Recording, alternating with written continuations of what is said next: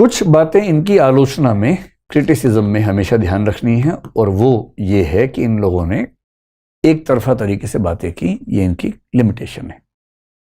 जैसे केवल परसेप्शन को ही हम सब कुछ मानेंगे, उसके बियॉन्ड कोई ज्ञान मानेंगे ही नहीं, इससे जीवन चल नहीं सकता। आप सुबह उठे, बरसात दिख रही है, आप कह रहे ना फिर से होगी तब मानूंगा, वरना मैं नहीं मानूंगा, मैं छतरी भी लेके नहीं जाऊंगा, अनुमान से कैसे मान लूं, मैं अपने पैर के लिए वो जूते भी नहीं पहन के जाऊंगा, कैसे अनुमान से मान लूं, ऐसे काम थोड़ा ना चलता है। फिर आप अपने घर में खड़े, बाहर से आवाजें, अरे पीछे घर की आग लग गई है, भागो। आपने कहा ना प्रत्यक्ष करेंगे, पहले प्रत्यक्ष करने के प्रत्यक्ष हो गए, बात खत्म, जल के राख हो गए। अरे लोग कह रहे हैं मान लो भाई, कोई भरोसेमंद आदमी कह रहे कि आग लग गई है तो भागो वहां से। अब ये थोड़ा ना कि किसी ने आपको उठाया सोते हुए, अरे भूकंप आया, आपने कहा मैंने नहीं महसूस किया, कह रहे भाग भाई भाग, 4 झटके आ चुके हैं, आने वाला है। आपने कहा ना पहले प्रत्यक्ष करूंगा, बाकी सब भाग गए। फिर 5वां आया, समय नहीं मिला भागने का। तो इस गधेपन से काम नहीं चलता जीवन का। जीवन चलाने के लिए हमें परसेप्शन के साथ बहुत सारे और ज्ञान के स्रोत मानने पड़ते हैं। फिर जिस तरह से इन्होंने आत्मा की व्याख्या की, ईश्वर की व्याख्या की, वो भी सतही व्याख्या है। ईश्वर नहीं दिखता इसलिए ईश्वर नहीं है। वसीम बरेलवी का शेर मैं कई बार कोट करता हूं, सलीका ही नहीं शायद उन्हें महसूस करने का, जो कहते हैं खुदा है तो नजर आना जरूरी है। अरे 1000 चीजें जो नजर नहीं आती तब भी हो सकती हैं। हमारे विचार नजर आते हैं क्या? नहीं विचार नजर आते। भावनाएं नजर आती है? नहीं आती नजर। 1000 चीजें जो नजर नहीं आती हैं।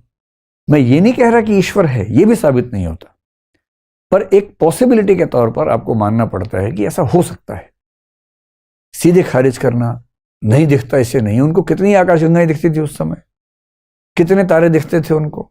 अमेरिका का भी देखा, अफ्रीका का भी देखा उन लोगों ने, परमाणु का भी देखा। नहीं दिखता भाई, लिमिट है देखने की हमारी। पर ये मान लेना कि जो नहीं दिखेगा वो खारिज कर देंगे। इसलिए ऐसा माना जाता है कि जल्दबाजी में उनके निष्कर्ष बहुत सारे हैं। जगत के बारे में कह रहे हैं कि जो 4 महाभूत हैं अपने आप मिलते स्वभाव है। ये कैसे जान लिया? प्रत्यक्ष हुआ था आपको इसका? बाकी हर चीज प्रत्यक्ष प्रत्यक्ष खेल रहे हैं। 4 महाभूत अपने आप मिल जाते हैं, तुम्हारे सामने मिले कभी वो? क्या तुमने महाभूतों से चेतना को बनते हुए देखा कभी? वो तो नहीं देखा।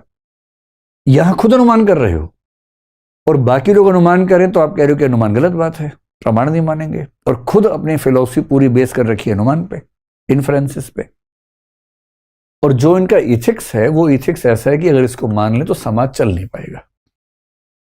समाज में हर आदमी शिकारी और जंगली बन के घूमता हुआ दिखेगा, सब शिकार की तलाश में। कभी कभी शिकार हो भी जाएंगे, कभी शिकार करने जाएंगे। कोई सेंसिटिविटी समाज के प्रति, दूसरों के प्रति नजर नहीं आती है। केवल और केवल सुख, और सुखों के प्रति पागलपन बहुत खराब पागलपन होता है। कामायनी एक बड़ा अच्छा महाकाव्य है, उसमें जयशंकर प्रसाद ने लिखा है कि केवल सुखों की खोज करने से प्रलय आ जाती है। देव सभ्यता में विनाश हो गया था केवल सुख के पीछे भागने से। सुख केवल सुख का वह संग्रह केंद्रीभूत हुआ इतना, छाया पथ में नव तुषार सा सघन मिलन होता जितना। मतलब देव सभ्यता में जब प्रलय आया था उसकी वजह थी सुखों के पीछे का पागलपन। इसलिए ये एक खास किस्म का पागलपन क्रिएट करते हैं। ये इनकी लिमिटेशन है। इनका कंट्रीब्यूशन क्या है? और किसी को भी केवल अच्छा है केवल बुरा मान के समझेंगे तो आप ज्ञान की परंपरा का सम्मान कर नहीं पाएंगे। कंट्रीब्यूशन भी तो है। अगर ये ना होते ना, जैसा कि डॉक्टर राधाकृष्णन ने कहा, भारतीय दर्शन हठवादी हो जाता, मताग्रही, प्रेजुडाइज्ड हो जाता, पूर्वाग्रही, डोगमेटिक हो जाता।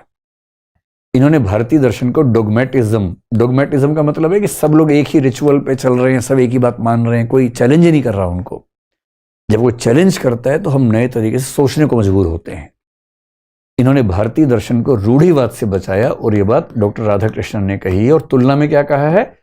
जैसे पश्चिम में डेविड ह्यूम ने किया। डेविड ह्यूम बड़ा खतरनाक दार्शनिक पश्चिम में हुआ, संदेहवाद का प्रवर्तक था। उसने कहा कि हर चीज पर डाउट किया जा सकता है, और उसकी वजह से कई दार्शनिक गड़बड़ियां करने से बच गए। तो चारवाक की वजह से कई लोग सही रास्ते पर रहे, ये बहुत बड़ी बात है। फिर पूरे भारतीय दर्शन में मेटीरियलिज्म का अकेला दर्शन ये है, कम से कम हमारे पास वैरायटी तो है, एक विचार हमारे पास ये भी तो है। और आज के समय में जो आत्मा का विचार इनका है, कंप्यूटर के आने के बाद, आर्टिफिशियल इंटेलिजेंस के आने के बाद इसके सही होने की संभावना भी है। और ये बात प्रोफेसर हिरेन्ना नाम के एक बहुत प्रसिद्ध दार्शनिक ने कही है कि जो चार्वाक का आत्मा का विचार है कम से कम एक लॉजिकल पॉसिबिलिटी बताता है जिसको हम खारिज नहीं कर सकते हैं। इनके एथिक्स जो है थोड़ी खराब तो है, लेकिन एक बात ये भी तो है कि क्या जरूरी है कि हर आदमी मोक्ष के पीछे ही दौड़ता रहे? क्या जरूरी है कि हमारे लक्ष्य परलोक में हो? क्या इसी जीवन को, इसी संसार को सुंदर बनाना पर्याप्त लक्ष्य नहीं हो सकता है?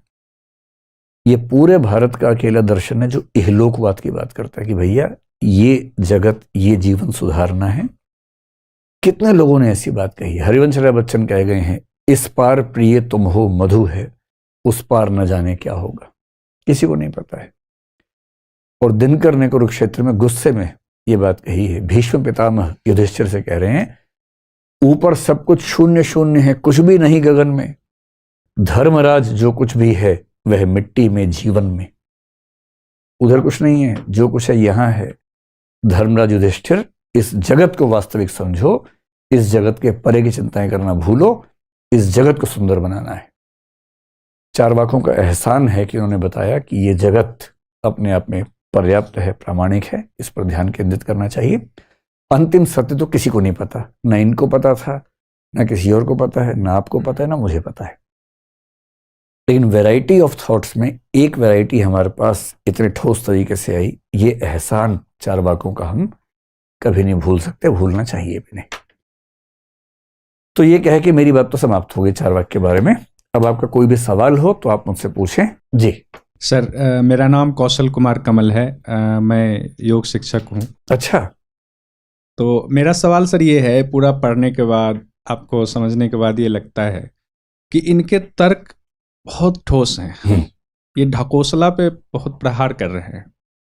तो ऐसा भी तो हो सकता है जब इनके शास्त्र जला दिए गए हों, इनकी पॉजिटिविटी को जला दिया गया हो, हाँ, एकदम हो सकता और सारे नेगेटिव चीज़ें अपनी तरफ से रख दिया गया हो, इसलिए क्योंकि उन पाखंडियों की दुकान बंद ना हो। हो सकता है। दरअसल जो 3 सोर्सेज मैंने आपको बताए इनके ना, उनमें सर्वदर्शन संग्रह जो है, जो डिटेल्ड सोर्स है, वो तो आलोचनाओं पे बेस ज्यादा है। लेकिन जो पहले 2 सोर्सेज हैं, वो सोर्सेज इनके बारे में पॉजिटिव हैं, हालांकि बहुत कम है। तो हम ये उम्मीद करते हैं कि अगर कुछ और बहुत महान विचार होता तो कम से कम वहां उसका जिक्र होता। तो वहां भी इसके बियॉन्ड कोई बहुत जिक्र मिले नहीं है। इसलिए हमें लगता है कि कुछ खास विचार शायद मिस हो गए हों, या इंटेंसिटी कम ज्यादा हो गई हो। जैसे होता है ना कि मान लीजिए आप किसी कंटेक्स्ट में कह रहे हैं कि भाई यही जीवन पर्याप्त है, इसके बियॉन्ड क्यों सोचते हो? कोई इसको बढ़ा चढ़ा के क्या बोल दे, अरे वो तो कहते हैं कि परलोक झूठ होता है। तीसरा व्यक्ति और मसाला लगाएगा। मसाला लगते लगते लगते लगते कई पीढ़ियों के बाद चीजें इतनी बदल जाती हैं। तो ऐसा हुआ होगा, मतलब संभव है। लेकिन ये भी मान के मत चलिए कि उनके पास सारे सही और अंतिम उत्तर होंगे ही। एक पर्सपेक्टिव रहा होगा, अच्छा पर्सपेक्टिव था। और हमें इस बात का गुमान क्यों नहीं होना चाहिए? पश्चिम में जब दर्शन शुरू हुआ, पहला दार्शनिक थालेस है, भौतिकवादी है, वो कहता है जल से दुनिया बनी है। दूसरा एनेक्सिमेनीज है, वो कहता है कि वायु से दुनिया बनी है। तीसरा पार्मेनाइडीज है, वो कहता है कि अंतिम सत्ता शाश्वत है। पाइथागोरस बोल रहे संख्याओं से दुनिया बनी है। हेराक्लाइटस बोल रहे अग्नि से दुनिया बनी है। और सारी भौतिक बात कर रहे हैं। डेमोक्रिटस उसके बाद आया, कह रहे कि परमाणुओं से दुनिया बनी है, सारे परमाणु भौतिक होते हैं। उनके पास इतने भौतिकवादी, हमारे पास एक तो है कम से कम। तो कम से कम इस बात का सुकून हमें रखना चाहिए कि हमारी परंपरा में एक भौतिकवादी दार्शनिक वो सारी बातें रखता है जो बातें पश्चिम में कई लोगों ने रखी। भौतिकवाद में हमारे पास वैरायटी कम है, पर कम से कम एक है। स्पिरिचुअलिज्म में हमारे पास वैरायटी उनसे बहुत ज्यादा है, जो हम समय के साथ आगे पढ़ेंगे। ठीक है।